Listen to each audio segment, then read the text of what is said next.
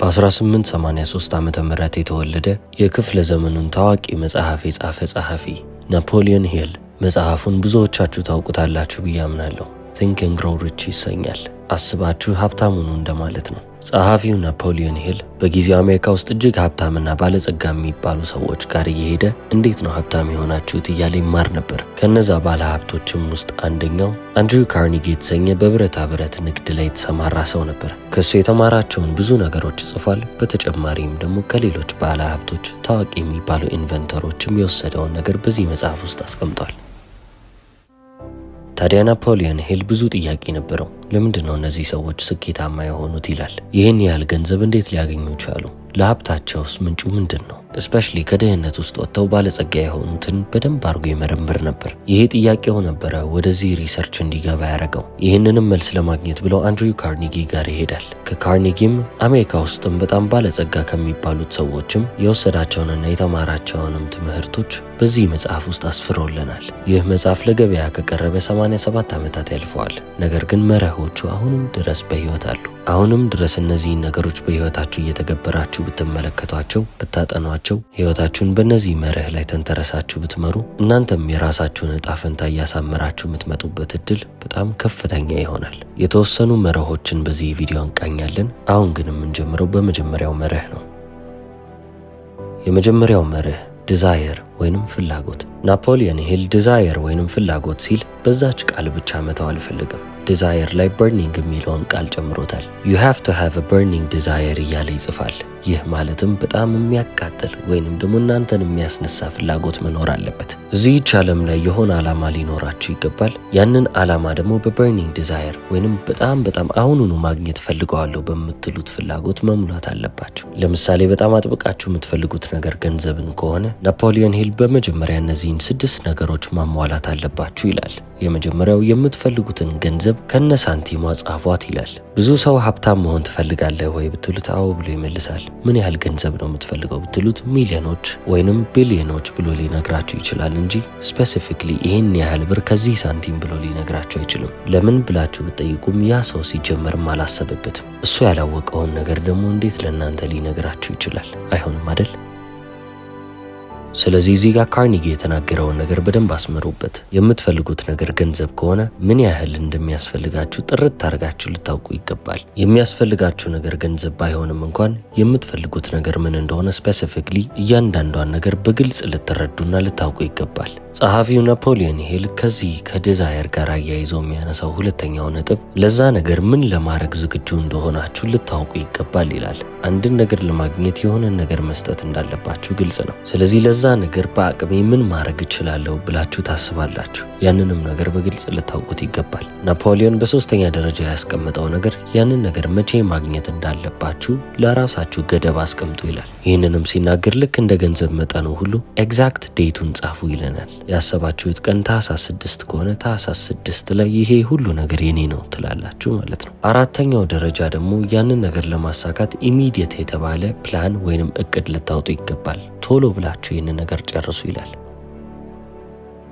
ምንም ያህል ዝግጁ አይደለሁም ብላችሁ ብታስቡ፣ ምንም ያህል ገና ነኝ ይህንን እቅድ በደንብ አላወጣሁም ብላችሁ ብታስቡ ወዲያውኑ ነው ወደ አክሽን ወይንም ወደ ተግባር መግባታችሁ እናንተን ይጠቅማችኋል እንጂ በፍጹም አይጎዳችሁም። አምስተኛው መከተል ያለባችሁ ነገር ይህንን ፍላጎታችሁን የሚያንጸባርቅ 4 አረፍተ ነገሮችን ጻፉ። ስድስተኛ ማድረግ ያለባችሁ ነገር እነዚህን የጻፋችሁትን ነገር ጠዋትም ማታም ለራሳችሁ እየደጋገማችሁ ታነባላችሁ። እነዚህን ስቴትመንቶች ወይንም አረፍተ ነገሮች ስታነቡ ያንን ነገር ወይንም የምትፈልጉትን ነገር እንዳገኛችሁ ሰው ሆናችሁ ነው የምታነቡት። ስለዚህ I will have money ወይንም I will be rich ሳይሆን I am rich ወይንም I have money እያላችሁ ነው የምጽፉት። ወደፊት ገንዘብ አገኛለሁ፣ ወደፊት ሀብታም እሆናለሁ ሳይሆን አሁን ሀብታም ነኝ ወይንም ደግሞ አሁን ገንዘብ አለኝ ብላችሁ መጻፍ ማለት ነው። ናፖሊዮን ሂል በጣም አጥብቆ የሚያምነው ነገር አለ።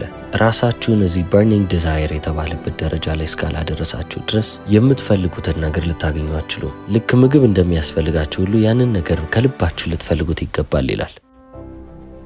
እዚህ ደረጃ ላይ መድረስ ብቻ በቂ አይደለም። ያንንም የምትፈልጉትን ነገር እንዳገኛችሁ ከልባችሁ ልታምኑ ይገባል። ራሳችሁን እርግጠኛ የሚባል ደረጃ ላይ አድርሱ። በዚህ ምዕራፍ ውስጥ አንድ ታሪክ ናፖሊዮን ሂል ያጋረናል። ኤድዋርድ ሲ ባርንስ የተባለ አንድ ግለሰብ ነበረ። ሁሌም ቢሆን የቶማስ ኤዲሰን ፓርትነር መሆን ይፈልግ ነበር። ይህ ማለት አንድ ላይ ቢዝነስ መስራት ይፈልጋል። ቶማስ ኤዲሰንን የማታውቁት ከሆነ መብራት የሚባለውን ወይንም አምፖል የሚባለውን ነገር ለዓለም ያስተዋወቀ የመጀመሪያው ሰው ነው። ስለዚህ ኤድዊን ሲ ባርንስ ከቶማስ ኤዲሰን ጋር በጣም መስራት ከመፈለጉ የተነሳ ቶማስ ኤዲሰን ወደሚገኝበት ወደ ኒው ጀርዚ ያመራል። እንደሚታወቀው ግን ቶማስ ኤዲሰን ኤድዊን ሲ ባርንስን አያውቀውም። ኤድዊን ሲ ባርንስ ግን አሁንም ድረስ ከቶማስ ኤዲሰን ጋር መስራት ይፈልጋል። ስለዚህ ምንም አይነት ነገር ይምጣ ለሱ ምኞት ብቻ አይደለም፣ እውነታ ነው። እንዳለውም ቶማስ ኤዲሰን ጋር መገኘት ቻለ። ቶማስ ኤዲሰንም ለሱ ስራ ሰጠው። ኤድዊን ሲ ባርንስ የፈለገውን ስራ አይደለም ያገኘው። ሸሪኩ መሆን የሚፈልገው ሰውዬ አሁን በጽዳት ስራ ላይ ተቀጥሮ እየሰራ ነው።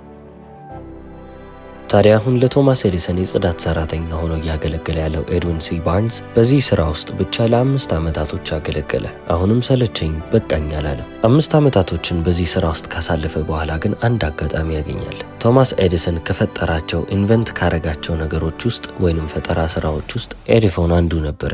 የቶማስ ኤዲሰን የሽያጭ ሰራተኞችም ይህ ኤዲፎን የተባለ ፈጠራ በፍጹም ሊሸጥልህ አይችልም፣ ስለዚህ ተወው እያሉ ያሳምኑታል። ትክክለኛ አጋጣሚ እየፈለገ የነበረው ኤድዊን ሲ ባርንስ ይህንን ለራሱ ልክ እንደ መግቢያው ተጠቀመው። ስለዚህ ይህንን ኤዲፎን የተባለ የፈጠራ ስራ ለመሸጥ የሚያስፈልገውን እቅድ አወጣ። ያንንም ፕሮፖዛል ለኤዲሰን አቀረበለት። ኤዲሰንም አጸደቀው። ኤድዊን ሲ ባርንስ ከጽዳት ስራው ወጥቶ ወዲያውኑ ነው ያንን ፈጠራ የመሸጥ ስራ ተሰጠው ማለት ነው። የሽያጩ ሂደት እንዴት ነበረ? ተሳካለት ወይ ካላችሁ በደንብ። በዚህ በሽያጭ ስራ ውስጥ በጣም ስኬታማ ከመሆኑ የተነሳ የሚፈልገውን ዋና ብሎ የያዘውን እቅድ ሊያሳካ ቻለ። ከቶማስ ኤዲሰን ጋር የቢዝነስ አጋሮች ሆነው አንድ ላይ በንግዱ ዓለም ውስጥ መስራትን ጀመሩ።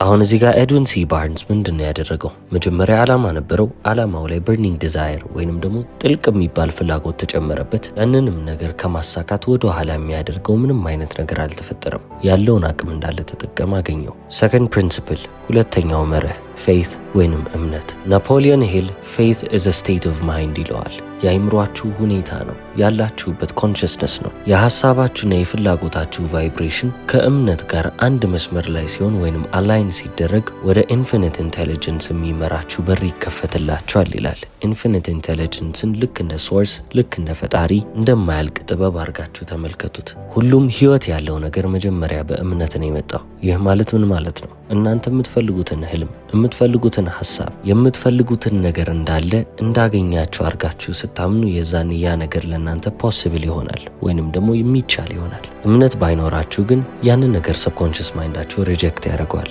አይቻልም ይላችኋል። ለዚህ ነው በእምነት መንገድ ላይ መቆየት በጣም አስፈላጊ የሚባለው። የህይወት ዓላማችሁን ማወቅ የምትችሉ ግለሰቦች እንደሆናችሁ በደንብ ልታምኑ ይገባል። በሁለተኛ ደረጃ ደግሞ አይምሯችሁን በብዛት የተቆጣጠረው ሐሳብ የእናንተን ህይወት እንደሚቀርጽላችሁ እርግጠኛ ሁኑ። ምክንያቱም የሚከሰተው እሱ ነው። ብታውቁትም ባታውቁትም፣ በማስተዋል ብታደርጉትም ባታደርጉትም ብዙ ጊዜ ልብ የምትሉት ነገር ሁሌም ቢሆን አይምሯችሁ ላይ የተቀመጠው ነገር የእናንተ ፍሪኩዌንሲ የሆነና ያ ነገር ደግሞ የእናንተ ህይወት መሆኑ አይቀርም። ስለዚህ እምነት ሲባል ምን ማለት ነው ካላችሁ ይህንን ያልታየውን ነገር ታምኑታላችሁ። ከዛ ሁሌም ቢሆን አይምሯችሁ ላይ ይቀመጣል። አብዝታችሁ የምታስቡት ነገር እሱን መሆን አለበት። ማለትም ደግሞ እንዳገኛችሁት አድርጋችሁ ታስቡታላችሁ። ከዛ ያ ነገር ደግሞ ወደ ሪያሊቲያችሁ፣ ወደ እውነታችሁ፣ ህይወት ብላችሁ ወደምትጠሩት ነገር ይመጣል ማለት ነው። ስለዚህ አሁን ኮንፊደንሳችሁን እየጨመራችሁ የምትመጡበት ሰዓት ላይ ደርሳችኋል ማለት ነው። እምነቱ ይኖራችኋል። የፈለጋችሁትንም ነገር እንደምታገኙ ታውቁታላችሁ። አመናችሁት ማለትም ደግሞ ያንን ነገር ኦልሬዲ ይዤዋለሁ ወይንም ደግሞ አግኝቼዋለሁ ብሎ ማመን ነው። ከዚህ በኋላ በህይወታችሁ የሚፈጠሩትን እያንዳንዱን ነገሮች እየተመለከታችሁ ወደዛ የሚወስዷችሁን መስመሮች እንዳለ መከተል ነው። አንዳንዴ እነዛ መስመሮች ወደዛ የምርም የማይወስዱን ይመስላሉ። ዝም ብላችሁ ሂዱ። ያ ያሰባችሁትና ያመናችሁበት ነገር ወደ ህይወታችሁ እንዲመጣ የሚያስፈልጋችሁ ነገር እንዳለ ወደ እናንተ ህይወት ውስጥ ብቅ እያለ ይመጣል። ሁሉም ነገር ያቺን ዓላማ የሚያሟላላችሁ ይሆናል። ምናልባትም የምትፈልጉበት ቦታ ላይ ለመድረስ የሚጠቅሟችሁ ሰዎች በትክክለኛው ሰዓት ላይ ይመጡላችኋል። ትክክለኛ የሚባል አጋጣሚ እጃችሁ ላይ መምጣት ይጀምራል። እንዲህ እያለ ህይወታችሁ ግጥምጥሞሽ ወይንም አጋጣሚ ነው ብላችሁ በምታስቡት ነገር ተአምር እየተፈጠረላችሁ የፈጣሪንም ስራ እያያችሁ ትመጣላችሁ። ናፖሊዮን ሂል በመጽሐፍ ውስጥ አንድ ነገር ይናገራል። እዚህች ዓለም ላይ በሚሊዮን የሚቆጠሩ ሰዎች አሉ። ራሳቸውን እንደተረገሙ አድርገው ይቆጥራሉ። በራሳቸው በምንም ተአምር አይተማመኑም። በተጨማሪም እዚህ ድህነት የሚባል ነገር ውስጥ ያስቀራቸው እነሱ ሊጋፈጡት የማይችሉት ኃይል ያለ ይመስላቸዋል። ከቁጥጥራቸው ውጭ ያለ ነገር ስለሚመስላቸውም ሁሌም ቢሆን እዚህ ውስጥ ታስረው ይቀመጣሉ ይላል። ያላወቁት ነገር ግን እነዚህ ሁሉ ሰዎች የራሳቸውን እድለቢስነት ያመጡት ራሳቸው ናቸው። የራሳቸውን ሕይወት ያበላሹት እኚሁ ራሳቸው ናቸው። ምክንያቱም ብዙ አሉታዊ ሀሳቦችን ከማሰባቸው የተነሳ ሰብኮንሽስ ማይንዳቸው ያንን ልክ እንደ ሬጊለር ኢሞሽን ወይንም እንደ አውቶ ፓይለት ይዞት ሁሌም ቢሆን በዛ ስቴት ላይ ያስቀራቸዋል። ያንን ደግሞ በዚች ቁሳዊ በምንላት 3D ዓለም ውስጥ እየተመለከቱት ይመጣሉ ይላል። እንዴት ስኬትን ወደ ህይወታችሁ ማምጣት እንደምችሉ፣ እንዴት ሀብትን ወደ ህይወታችሁ ማምጣት እንደምችሉ፣ በመትረፍረፍ እንዴት መሞላት እንደምችሉ የምትገነዘቡት በዚህች ቀላል በምትባል መንገድ እኮ ነው። ራሳችሁን ልክ እንደ ጂኒ ቁጠሩት። ቃላችሁ ወይንም ከአፋችሁ የሚወጣው ማንኛውም ነገር ህይወት እያገኘ ይመጣል። መቼስ አላዲን የሚለውን ፊልም አይታችሁታል። ሰዎች እየመጡ እሱ ጋር 3 የሚፈልጉትን ምኞታቸውን ይነግሩታል። ወዲያው እንደነገሩት እሱም የሚፈልጉትን ነገር እንዳለ ይሰጣቸዋል። እናንተም አላዲናችሁ ወይንም ደግሞ የምትፈልጉትን ነገር የሚሰጣችሁ በውስጣችሁ ያለው ፈጣሪ ነው። ስለዚህ የእናንተ ቃላችሁን ስታወጡ፣ እምነታችሁን ስታሳዩ፣ የምትፈልጉትን ነገር እንዳገኛችሁ አድርጋችሁ ስታምኑ ዓለምም እናንተ የምርም ይሄንን ነገር እንዳላችሁ እያመነላችሁ ይመጣል። ምክንያቱም የሚያዝ የሚጨበጥ ነገር ታሳያላችሁ። አሁን ወደ ቀጣዩ ፕሪንሲፕል ስንመጣ ከዚሁ ከፌት ጋር የተመሳሰለ ነገር አለው። ኢማጂኔሽን ወይንም የምናብ እይታ። ናፖሊዮን ሂል በመጽሐፉ ላይ እንዲህ ይላል፣ የሰው ልጅ ብቸኛው ገደብ በምክንያት የሚመጣ ነው። ይህም የሆነው በራሱ የኢማጂኔሽን ወይንም የምናብ እይታ አጠቃቀም ነው ይላል። አሁን እዚህ ጋር ምናልባት ናፖሊዮን ሂል ምን ማለት ፈልገው ነው ትሉ ይሆናል። ዓለማችን ላይ የተፈጠሩ ማንኛውም ነገሮች መጀመሪያ ሐሳብ ብቻ ነበሩ። በእጃችሁ ላይ ያለውን ስልክ ልትመለከቱ ትችላላችሁ። የተቀመጣችሁበትን መቀመጫ ወይንም ወንበር ማየት ትችላላችሁ። ምንም አይነት እዚች ምድር ላይ ቁስ ብላችሁ የምታስቡት ወይንም ፈጠራ ብላችሁ የምታስቡት ነገር እንዳለ መጀመሪያ ሐሳብ ብቻ ነበረ። ናፖሊዮን ሂል 2 አይነት ኢማጂኔሽኖች አሉ ይላል። የመጀመሪያው ሲንቴቲክ ኢማጂኔሽን፣ ሁለተኛው ደግሞ ክሪኤቲቭ ኢማጂኔሽን። ሲንቴቲክ ኢማጂኔሽን ተብሎ የሚጠራው መጀመሪያውኑ ወይንም ቀድሞውኑ የነበሩ በአይምሯችን ውስጥ የሳልናቸውን ነገሮች እንደ አዲስ ማስተካከል ወይንም ሪአሬንጅ ማድረግ ነው። አይምሯችሁ ያንን ነገር እስከተቀበለው ድረስ ወይንም ደግሞ በቃ ከዚህ በኋላ ምንም መስተካከል ያለበት ነገር የለም እስኪል ድረስ እንደፈለጋችሁ አድርጋችሁ በፊት የነበረውን ነገር ሼፕ እያደረጋችሁ ትመጣላችሁ። አዳዲስ የሚባሉ ሀሳቦችንም ከነዚህ የድሮ ኢማጂኔሽኖች ተነስታችሁ ልትፈጥሩ ትችላላችሁ። ነገር ግን አይ በድሮ ሀሳብ በድሮ ኢማጂኔሽን ምንም አዲስ ነገር ላመጣ አልቻልኩም ካላችሁ መፍትሄው ክሪኤቲቭ ኢማጂኔሽን ጋር ነው። ክሪኤቲቭ ኢማጂኔሽን ማለት በአጭሩ እስከ ዛሬ ድረስ አስባችሁት የማታውቁትን ነገር ገና ከዜሮ ከስክራች ማሰብ መጀመር። ምናልባትም በገት ፊሊንግ ወይንም ውስጤ ይህንን ነገር እያለኝ ነው ብላችሁ የምታነሱት ሀሳብ ይሆናል። ደመነፍስም ልትሉት ትችላላችሁ። ጥሪው ከየት እንደሚመጣ አታውቁም። ነገር ግን ያ አዲስ ሀሳብ በአይምሯችሁ ውስጥ መንሸራሸር ይጀምራል። ይህንንም አዲስ ፈጠራ ወይንም ደግሞ ሀሳብ በአይምሯችሁ ውስጥ የበለጠ እያብሰለሰላችሁ ትመጣላችሁ። የበለጠ ጊዜንና ኤነርጂን እየሰጣችሁ በሄዳችሁ ቁጥር ያንን ነገር ወደ ህይወት የማምጣት እድላችሁን እየጨመራችሁ ነው። ምክንያቱም ክሪኤሽን ወይንም ፈጠራ ማለት እሱ ነው። ናፖሊዮን ሂል ይህንን ይናገራል።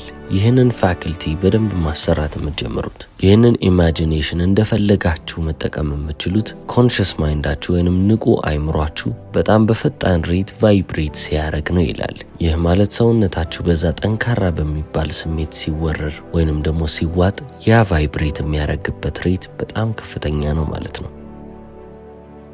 እንደዚህ አይነት ቦታ ላይ ለመገኘት ብላችሁ አካባቢያችሁን መቀየር ካለባችሁ ምንም ችግር የለውም። አንዳንድ ጊዜ ለወክ ልውጣ ወይንም ሻወር ልውሰድ ብላችሁ እነዚህን ተራ የሚባሉ ነገሮች ስታደርጉ ነው በጣም የሚገራርሙ እስከዛሬ ያስባችኋቸው ማታውቁት ሀሳቦች የሚመጡት። እስካሁን እንግዲህ በእነዚህ መርሆች ከታጠቃችሁ ቀሪው ወይንም የሚያስፈልጋችሁ ነገር ዲሲዥን ወይንም ውሳኔ ይሆናል። አንድ ሰው የሚፈልገውን ነገር በደንብ አጥብቆ የሚያውቅ ከሆነ ያንን ነገር ከልቡ የተረዳ ሰውም ከሆነ የማይወላውል እዛ ነገር ላይ ብቻ ያተኮረ ሰው ከሆነ ውሳኔ ለመወሰን የሚቸገር ሰው አይሆንም። የውሳኔን አስፈላጊነት በባለፈው ቪዲዮ በደንብ አድርጌ ገልጬላችኋለሁ። ከናፖሊዮን መርሆች ውስጥ አንዱ ዲሲዥን ወይንም ውሳኔ ነው። ውሳኔዎቻችሁ ትክክል መሆን አለባቸው፣ እሱ እርግጥ ነው። በተጨማሪም ደግሞ እነዚህን ትክክለኛ የሚባሉ ውሳኔዎች በፍጥነት ልትወስኑ ይገባል። ግልፍተኛ ሁኑ እያልኳችሁ አይደለም፣ ወይንም ደግሞ በስሜት ላይ ተነስታችሁ ወስኑ እያልኩ አይደለም። ነገር ግን ያስተዋላችሁትን የምትፈልጉትን ነገር የምታውቁ ሰዎች ከሆናችሁ እነዛን ትክክለኛ የሚባሉ ውሳኔዎች ቶሎ መወሰን ትችላላችሁ። ውሳኔን ቶሎ አለመወሰን ወይንም ደግሞ መወላወል የሚባለው ነገር የስኬታችሁ መንስኤ የመሆኑ እድል በጣም ከፍ ያለ ነው። ስለዚህ አንድን ነገር ከፈለጋችሁ ቆራጥ መሆን አለባችሁ። በተቻላችሁ አቅም መጥፎ ውሳኔ ላለመወሰን ሞክሩ። ነገር ግን ምንም ነገር ወስኑ። አንዴ ከወሰናችሁት በኋላ በዛ ውሳኔ መጽናት መቻል አለባችሁ። ስህተትም ቢሆን እናንተ አስባችሁበት አምናችሁበት ያደረጋችሁት ነገር ነው። ስለዚህ ወደ ኋላ ተመልሳችሁ ልትጸጸቱበት የሚገባ ጉዳይ አይደለም። ቲንክ ኤንድ ግሮው ሪች ዓለማችን ላይ በጣም ተወዳጅ ከሚባሉ ሰልፍ ሄልፕ መጽሐፎች አንዱ ነው። ናፖሊዮን ሂል ጽፎታል። በዚህ መንገድ ትንሹን የሚባለውን የመጽሐፉን ክፍል ከቨር አድርጌላችኋለሁ። እስከ መጨረሻው ስለተከታተላችሁ አመሰግናለሁ። ቻው።